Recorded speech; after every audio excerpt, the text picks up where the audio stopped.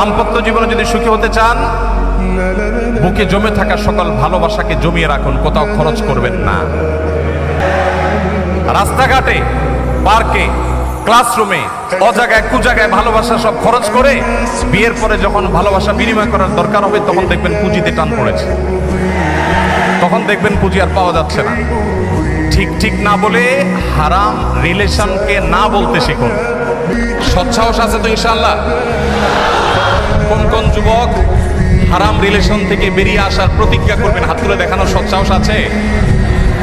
তার মানে সবারই হারাম রিলেশন আছে অলমোস্ট। আল্লাহ তাআলা আমাদের সবার যৌবনকে সকল কালিমা থেকে হেফাজতে রাখার তৌফিক দান করুন। ইসলাম বিবাহ বহির্ভূত সম্পর্ককে হারাম করেছে। ইসলাম কেন বিবাহ বহির্ভূত সম্পর্কে হারাম করেছে সেটা আল্লাহ তাআলা ভালো জানেন। তবে আমরা এটুকু কথা বলতে পারি যে এর চাইতে আধুনিক হওয়ার কোনো সুযোগ আপনার নাই। এখানে একজন হুজুর আছেন আমাদের মুখতার ভাই, আপনারা তুলনামূলকভাবে হুজুরদেরকে দেখবেন যে মুখতার ভাই তো বাসার বাইরে বেরিয়ে হতে চান না। আজকে ফজরের পর একটা মিটিং ছিল ওনার সাথে, উনি আসেন নাই। হুজুররা তারা বাসাতে এত বেশি আবদ্ধ, এত বেশি তাদের স্বামী স্ত্রীর মধ্যে বোঝাপড়া এত বেশি, হুজুরদের মধ্যেও যে কিছু ব্যতিক্রম নাই তা না, আমি সেটা স্বীকার করে নিয়েই বলছি।